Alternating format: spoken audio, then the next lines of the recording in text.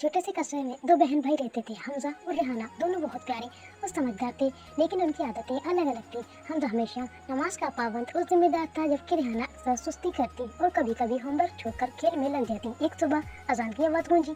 अम्मी ने पुकारा, हमजा और रेहाना उठो, फज्र का वक्त हो गया। हमजा तुरंत उठ गया और वुजू करने चला गया, लेकिन रेहाना नींद में बोली, अम्मी 5 मिनट और सुन लो ना।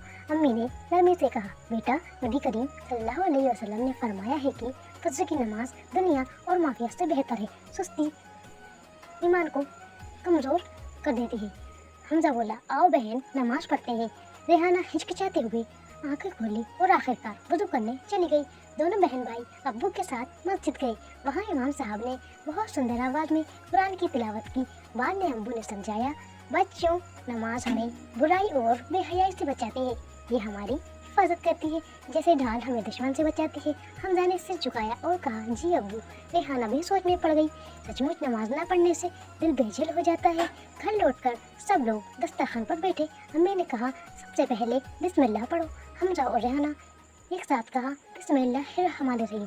खाने के दौरान रेहाना ने कहा, अम्मी, मेरी फ्रेंड दुआ नहीं पढ़ती है। अब्बू ने फरमाया, बेटा, हमें बिस्मिल्लाह नहीं पढ़ी, उसके साथ शैतान नहीं भी खाता है। अगर हम दुआ पढ़ते हैं तो अल्लाह बरकत देता है। हमजा बोला, तो मैं अपने दोस्तों को याद दिलाऊंगा कि हमेशा दुआ पढ़ें। स्कूल जाते वक्त दोनों ने देखा कि एक बच्चा नंगे पाँव खड़ा और उदास है। हमजा बोला, बहन, इसके पास जूते नहीं है। रेहाना ने कहा, मेरे पास लंच मनी है, क्यों ना हम इसे दे दें।